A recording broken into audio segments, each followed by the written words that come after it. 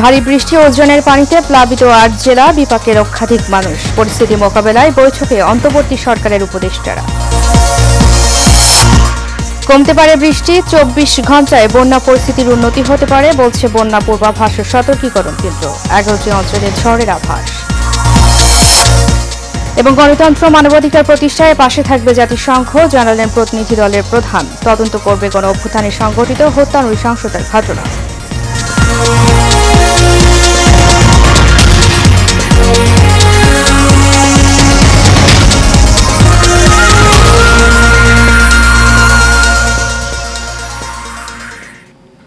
স্বাগত এশিয়ান নিউজে, সাথে আছি আমি উর্মি আক্তার।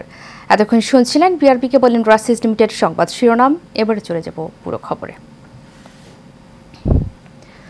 উজানের ঢল আর বৃষ্টিতে ডুবেছে দেশের বিস্তীর্ণ এলাকা। বানের পানিতে তলিয়েছে ফেনী, কুমিল্লা, চট্টগ্রাম, ব্রাহ্মণবাড়িয়া, হবিগঞ্জ ও মৌলভীবাজার জেলা। বাড়িঘরে পানি ওঠায় বিপাকে পড়েছেন এসব জেলার বেশিরভাগ মানুষ। বন্যা পরিস্থিতির অবনতি হয়েছে ভারতের ত্রিপুরা রাজ্যেও। সেখানকার ডোমপুর হাইড্রো ইলেকট্রিক পাওয়ার প্রজেক্টের গেট খুলে দেওয়া হয়েছে। সেই পানি ঢুকে ডুবেছে ফেনীর নিম্ন অঞ্চল। পানিবন্দী মানুষকে উদ্ধারে নেমেছে বাংলাদেশ সেনাবাহিনী, নৌবাহিনী, বিজিবি সহ স্বেচ্ছাসেবী দলগুলো। প্রতিনিধির পাঠানো তথ্য ছবিতে বিস্তারিত জানাচ্ছেন শেখ ফাহিম। ভারী বর্ষণ ও ভারত থেকে আসা পাহাড়ি ঢলে দেশের ফেনী, নোয়াখালী, কুমিল্লা, ব্রাহ্মণবাড়িয়া সহ বিভিন্ন এলাকায় বন্যা দেখা দিয়েছে। এর মধ্যে ফেনী ও নোয়াখালীতেই বন্যা কবলিত ২২ লাখের বেশি মানুষ। এছাড়া বন্যার পানিতে গ্রামীণ সব সড়ক ও ফসলি জমি তলিয়ে গেছে। ভেসে গেছে পুকুর ও খামারের মাছ। পরিস্থিতির অবনতি হওয়ায় সবচেয়ে বেশি বিদ্যুৎহীন অবস্থায় আছে নোয়াখালী ও ফেনী। সেই সঙ্গে সব ধরনের যোগাযোগ বিচ্ছিন্ন হয়ে পড়ায় চরম দুর্ভোগ ও আতঙ্কে দিন কাটাচ্ছেন স্থানীয় বাসিন্দারা। আমার ঘরের সামনে অনেকটা পানি, আমার যেটি একটা ঘর ডুবে গেছে। আমাদের খাল বিল তো সব বন্ধ, কোনো পানি যাবার কোনো রাস্তা নেই। আর নতুন বই এই যে বেল বই এই যে জায়গায় জায়গায় বান দিয়ে যে পানিটা কেমনে যায়, সব জায়গায় পানি উঠে গেছে। আমি গরুর নিয়ে একটা সমস্যা আছে, খাবার নাই, গরুর কোনো গাছ নাই, খাবার নাই, সব জায়গায় পানি উঠে গেছে। আমরা মানজা রহমান পুরা পানি, ঘরের ভিতরে পানি, মসজিদের সমান হয়ে গেছে আমাদের পানি। জনদুর্ভোগ চরম আকার ধারণ করায় মানুষজন ছুটছে আশ্রয় কেন্দ্রের দিকে। বন্যা পরিস্থিতি সামাল দিতে জেলা প্রশাসনের পক্ষ থেকে সংশ্লিষ্টদের সহযোগিতা চাওয়া হয়েছে। খোলা পানি এখন বাস পকি করে কিছু নষ্ট হয়ে গেছে, কিছু বাসাইছে, আসে আমরা কেন্দ্রে তুলে উঠেছে। কালকে রাত্রে খেতে দিছে, তারপরে সিলিন্ডার ছিল, এসে আমাদের কিছু চাল ডাল দিয়ে গেছে আর কি।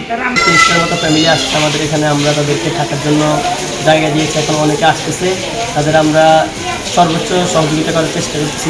পরবর্তী নির্দেশ না দেওয়া পর্যন্ত বাংলাদেশ পানি উন্নয়ন বোর্ডের উত্তর পূর্বাঞ্চলের দপ্তরসমূহের সব কর্মকর্তা ও কর্মচারীর ছুটি বাতিল করেছে পানি সম্পদ মন্ত্রণালয়। একই সাথে পানি উন্নয়ন বোর্ডের বন্যা পূর্বাভাস ও সতর্কীকরণ কেন্দ্রে কন্ট্রোল রুম খোলা হয়েছে।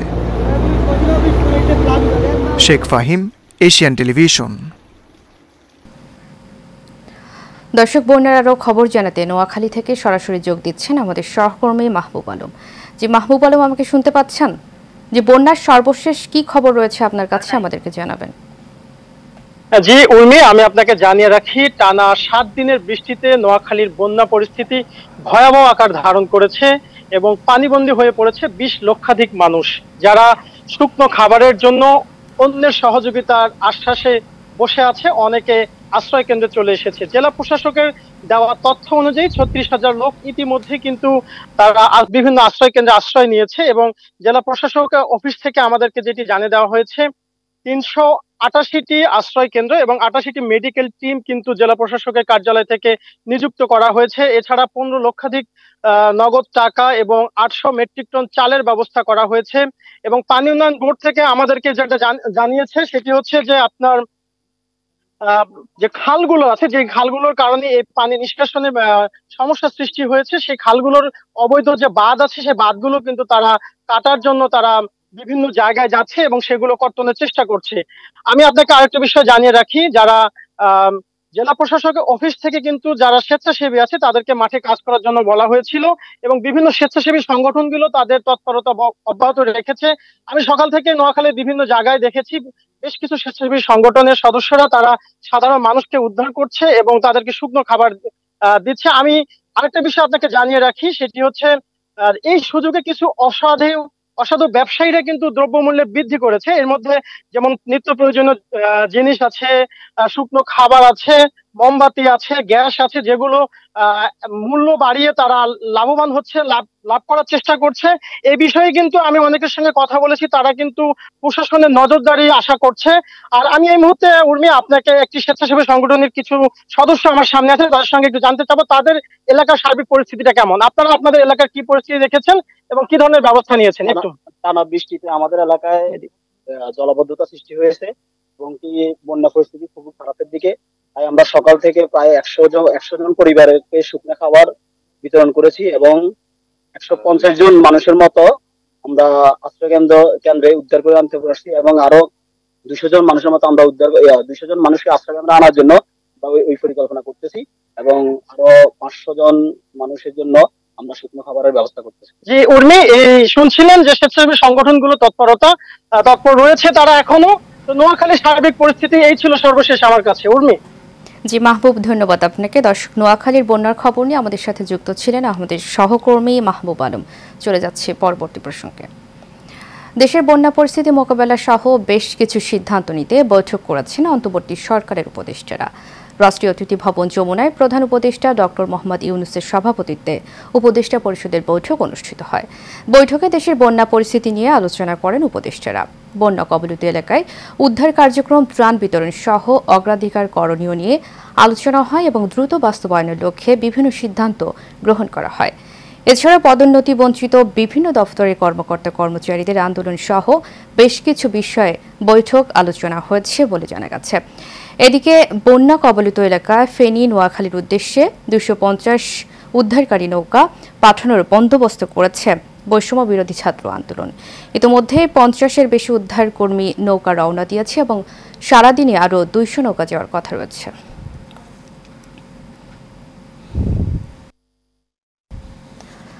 ভারী ও অতি ভারী বৃষ্টিতে মৌলভীবাজার, হবিগঞ্জ, ফেনী, কুমিল্লা ও চট্টগ্রাম জেলার নিম্ন অঞ্চলে বিদ্যমান বন্যা পরিস্থিতির কিছুটা অবনতি ঘটেছে বলে জানিয়েছে বন্যা পূর্বাভাস ও সতর্কীকরণ কেন্দ্র। পানি উন্নয়ন বোর্ডের এই সংস্থা বৃহস্পতিবার বলেছে, আগামী 24 ঘণ্টায় দেশের উত্তর পূর্বাঞ্চল ও তৎসংলগ্ন উজানে এবং দেশের দক্ষিণ পূর্বাঞ্চল ও তৎসংলগ্ন উজানে ভারী বৃষ্টিপাত কমে আসতে পারে। বন্যা পূর্বাভাস ও সতর্কীকরণ কেন্দ্রের দেওয়া বিজ্ঞপ্তিতে বলা হয়, গত 24 ঘণ্টায় পূর্বাঞ্চলীয় কুমিল্লা, ব্রাহ্মণবাড়িয়া, ফেনী জেলার ভারতীয় ত্রিপুরা সীমান্তবর্তী অঞ্চলে এবং ত্রিপুরা রাজ্যের অভ্যন্তরীণ অববাহিকায় ভারী থেকে অতি ভারী বৃষ্টি হয়েছে। ফলে মৌলভীবাজার, হবিগঞ্জ, ফেনী, কুমিল্লা ও চট্টগ্রাম জেলার নিম্ন অঞ্চলে বিদ্যমান বন্যা পরিস্থিতির কিছুটা অবনতি ঘটেছে। এদিকে ঢাকা সহ দেশের 11টি অঞ্চলের উপর দিয়ে 60 কিলোমিটার বেগে ঝড়ের আভাস দিয়েছে বাংলাদেশ আবহাওয়া অধিদপ্তর।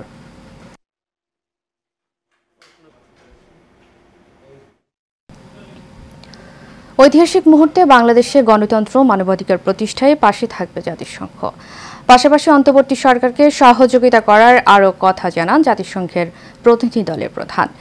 জাতিসংঘের প্রতিনিধি দলটি পররাষ্ট্র মন্ত্রণালয়ের পররাষ্ট্র সচিব মাসুদ বিন মোমেনের সঙ্গে বৈঠক শেষে একথা বলেন।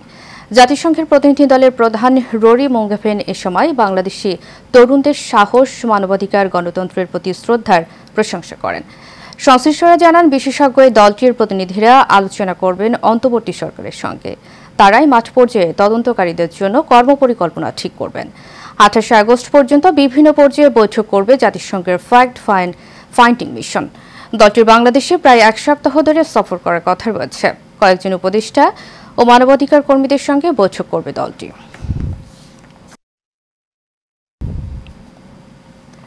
তথ্য ও যোগাযোগ প্রযুক্তি আইনের 57 ধারার মামলায় মানবাধিকার সংস্থা অধিকারের সম্পাদক ও অন্তর্বর্তী সরকারের উপদেষ্টা আদিলুর রহমান খান এবং অধিকারের পরিচালক ASM নাসির উদ্দিন এলানকে নিম্ন আদালতের দেওয়া 2 বছরের কারাদণ্ডাদেশ বাতিল করেছেন হাইকোর্ট। সাজার বিরুদ্ধে তাদের আপিল মঞ্জুর করে বৃহস্পতিবার বিচারপতি মোহাম্মদ আব্দুর রবের নেতৃত্বাধীন একক হাইকোর্ট বেঞ্চ এ রায় দেন। এর আগে 2013 সালের 5 মে মতিঝিলের শাপলা চত্বরে হেফাজত ইসলামের সমাবেশে আইনশৃঙ্খলা রক্ষাকারী বাহিনীর অভিযান নিয়ে অসত্য ও বিকৃত তথ্য প্রচারের অভিযোগে আদিলুর রহমান খান ও ASM নাসির উদ্দিনের বিরুদ্ধে মামলা হয়। বিজয় 71 বেহেশতা বসল। আর আপনার বাতিল অধিকারের বিরুদ্ধে মিথ্যা মামলা দিয়েছিল অধিকারের সম্পাদক সাবেক সম্পাদক আদিলুর রহমান খান এবং নাসির উদ্দিন এলান ডাইরেক্টর অধিকার, এদের বিরুদ্ধে সাইবার ট্রাইব্যুনালে 57 সাবসেকশন 2-তে মিথ্যা মামলা দায়ের করে মিথ্যাভাবে কোনো মামলার ইনগ্রেডিয়েন্টস না থাকা সত্ত্বেও তাদেরকে 2 বছর সাজা প্রদান করা হয়েছিল এবং 10,000 টাকা করে জরিমানা করা হয়েছিল। অনাদায়ে 1 মাস করে আরও 1 মাস করে বিনাশ্রম কারাদণ্ড কোনো এলিমেন্ট না থাকা সত্ত্বেও। উক্ত রায়ের বিরুদ্ধে আদিলুর রহমান খান এবং এলান আপিল করেছিল। সেই আপিলে আজকে রায় হয়েছে, আপিল অ্যালাউ হয়েছে, নিম্ন আদালতের রায় বাতিল হয়েছে তথা সেটিসাইড হয়েছে। শেখ হাসিনার সরকারের আমলে দেশের যত টাকা বিদেশে পাচার হয়েছে সে টাকা ফিরিয়ে আনার সহায়তা করবে সুইজারল্যান্ড, এমন মন্তব্য করেছে বিএনপি স্থায়ী কমিটির সদস্য আমির খসরু মাহমুদ চৌধুরী। সকালে গুলশানে বিএনপি চেয়ারপারসনের কার্যালয়ে সুইজারল্যান্ড রাষ্ট্রদূত রেতো রেঙ্গলির সাথে এক বৈঠক শেষে এসব কথা বলেন তিনি আরও বলেন, দেশের মালিকানা দেশের মানুষকে ফিরিয়ে দিতে হবে। দেশ রাজনীতিতে গণতন্ত্র ফিরিয়ে আনতে পাশে থাকবে সুইজারল্যান্ড সরকার। তবে রাষ্ট্র পরিচালনায় যেসব প্রতিষ্ঠান ধ্বংস হয়েছে সেই প্রতিষ্ঠানগুলি দ্রুত মেরামত করতে হবে বলেও জানান আমির খসরু।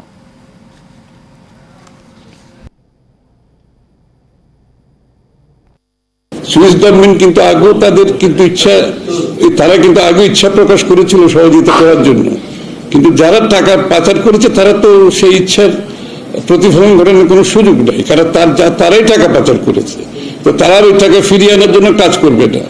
আমরা আশা করছি বাংলাদেশের বর্তমান যে অন্তর্বর্তীকালীন সরকার আছে, আগামী দিনে যারা নির্বাচিত হয়ে আসবে তারা এই উদ্যোগটা অবশ্যই গ্রহণ করতে হবে দেশের স্বার্থে, জনগণের স্বার্থে, বাংলাদেশের অর্থনীতিকে তার সঠিক জায়গায় ফিরিয়ে আনার স্বার্থে এই কাজটা অবশ্যই আমাদেরকে করতে হবে।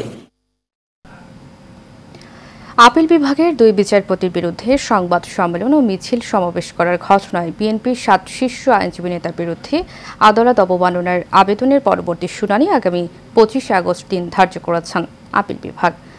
বৃহস্পতিবার প্রধান বিচারপতি সৈয়দ রেফাত আহমেদের নেতৃত্বাধীন আপিল বিভাগে এ বিষয়ে শুনানি শেষে এদিন ধার্য করেন। পরে বিএনপির আইনজীবীদের রোববার হাজিরা থেকে অব্যাহতি দেওয়া হয়। গত বছরের 15 আগস্ট শোক দিবসের আলোচনার সভায় বিচারপতিরা শপথবদ্ধ রাজনীতিবিদ উল্লেখ করে 2 বিচারকের বক্তব্য ধরে তাদের অপসারণ চেয়ে কর্মসূচি পালন করে বিএনপির আইনজীবীরা। পরে তারা সুপ্রিম কোর্টে সমাবেশ ও কালো পতাকা মিছিল করেন এবং 2 বিচারপতির বিরুদ্ধে একাধিকবার সংবাদ সম্মেলন সহ তাদের বিচার কাজ থেকে বিরত রাখতে কর্মসূচিও ঘোষণা করেন। চায় না একজন বিচারকে, বিকজ তিনারা যখন সংবিধান অনুসারে শপথ নেবেন তখন তারা রাগ অনুরাগের ঊর্ধ্বে এবং কোনো ধরনের কোনো রাজনীতির ঊর্ধ্বে, অর্থাৎ শপথবদ্ধ রাজনীতিবিদ মানেই তো রাজনীতিতে চলে আসছে। সেই কথাটা আমরা বলেছিলাম, যে কারণেই আমাদের তৎকালীন attorney general as a Mohammad Ali sir সহ 7 জন আইনজীবীর বিরুদ্ধে কন্টেম্পট নোটিশ সার্ভ করা হয়েছিল। রাজধানীর নিউ মার্কেট এলাকায় বৈষম্য বিরোধী আন্দোলন চলাকালে মাথার পেছনে গুলিবিদ্ধ হয়ে ঘটনাস্থলে ব্যবসায়ী আব্দুল ওদুদের মৃত্যুর ঘটনায় মামলা হয়েছে। সাবেক প্রধানমন্ত্রী শেখ হাসিনা, ওবায়দুল কাদের, আনিসুল হক, আসাদুজ্জামান খান কামাল, সালমান এফ রহমান ও আরাফাত সহ 130 জনের নামে নিউ মার্কেট থানায় এই মামলা দায়ের করেছে নিহতের আত্মীয় আব্দুর রহমান। এছাড়া অজ্ঞাতনামা আরও 250 থেকে 300 জনকে আসামি করা হয়েছে এই মামলায়।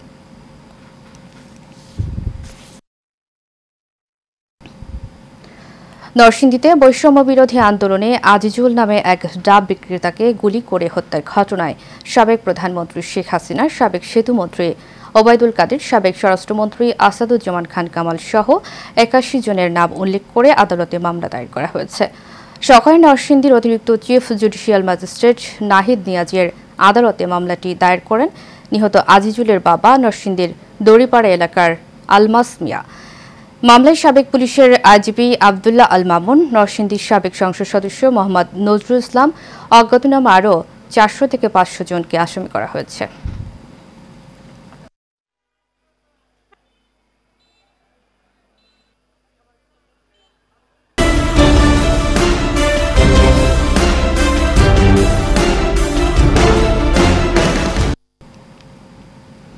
দেশের সাম্প্রদায়িক সম্প্রীতি নষ্টে আন্তর্জাতিক ষড়যন্ত্র চলছে বলে মন্তব্য করেছেন ধর্ম উপদেষ্টা ডক্টর আফম খালিদ হোসেন।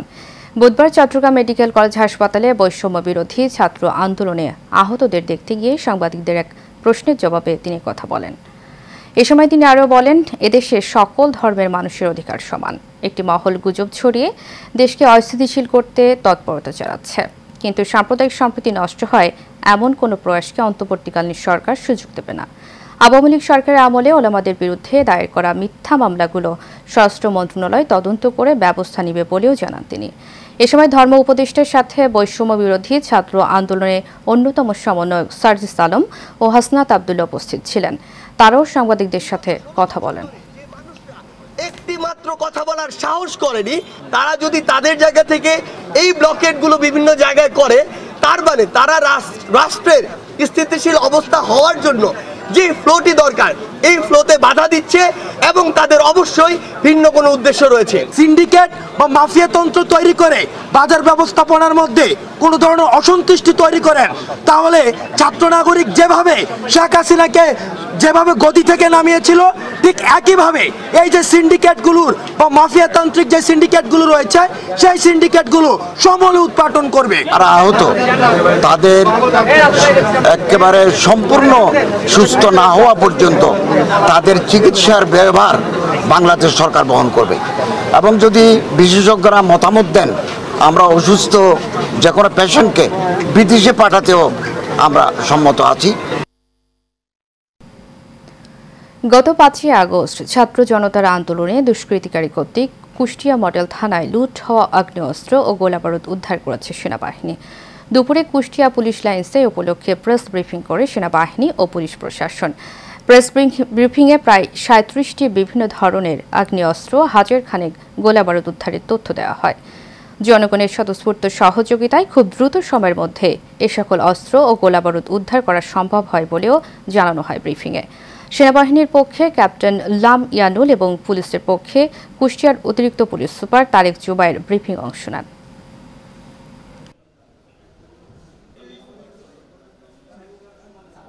তো এই অস্ত্রগুলো অ্যামুনিশন যা দেখতে পাচ্ছে আমাদের সামনে, এগুলো হচ্ছে অগ্নিকাণ্ডের কারণে কিছু কিছু জিনিস হারিয়ে গিয়েছিল, খোয়া গিয়েছিল। তো বেসিক্যালি আমরা হচ্ছে এগুলো পুনরুদ্ধার করতে সম্ভব হয়েছে আমাদের সাধারণ ছাত্র জনতা, সাধারণ জনগণ, আমাদের এখানে যারা লোকাল মানুষজন ছিল। বিগত দিনগুলোতে যেভাবে জনগণের পাশে থেকে জনগণকে নিরাপদে রাখার যে প্রত্যয় নিয়েছিলাম, আমরা ভবিষ্যতেও সেই প্রত্যয়টুকু ব্যক্ত করছি এবং জনগণের এই স্বতঃস্ফূর্ততাকে আবারও আমি সাধুবাদ জানাচ্ছি।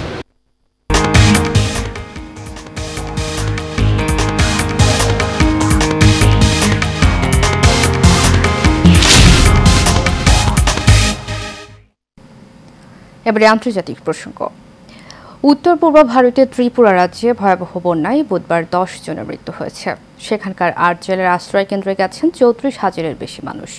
এ বন্যায় ইতোমধ্যে সহস্রাধিক ঘরবাড়ি ক্ষতিগ্রস্ত হয়েছে বলে জানিয়েছে এনডিটিভি। কর্মকর্তাদের বরাতে সংবাদ মাধ্যমটি লিখেছে, দক্ষিণ ত্রিপুরা, গৌমতী ও খোয়াই জেলায় 12 বছরের এক কিশোরী সহ 10 জন মারা গেছে। কর্মকর্তারা বলছেন, ত্রিপুরায় সর্বশেষ 48 ঘণ্টায় ভূমিধস ও অবিরাম বর্ষণে ডুবে একই পরিবারে 3 জন সহ 9 জনের মৃত্যু হয়েছে। উদ্ভূত পরিস্থিতিতে ট্রেন চলাচল বন্ধ করা হয়েছে। বৈরী আবহাওয়ার কারণে বুধ ও বৃহস্পতিবার বন্ধ রাখা হয়েছে সব স্কুল। জাতীয় বিপর্যয় মোকাবেলা বাহিনী সহ সরকারি বিভিন্ন সংস্থা উদ্ধার তৎপরতা চালাচ্ছে। ভারতের আবহাওয়া অফিস জানিয়েছে, বাংলাদেশের উত্তর অঞ্চলে সৃষ্ট নিম্নচাপের প্রভাবে আসাম, মেঘালয় ও ত্রিপুরায় ভারী বৃষ্টি থেকে অতি ভারী বৃষ্টি হতে পারে। শেষ করব এশিয়া নিউজ। তারিখে বিআরবি কেবল ইন্ডাস্ট্রিজ লিমিটেড সংবাদ শিরোনাম করে জানাবো আরও একবার।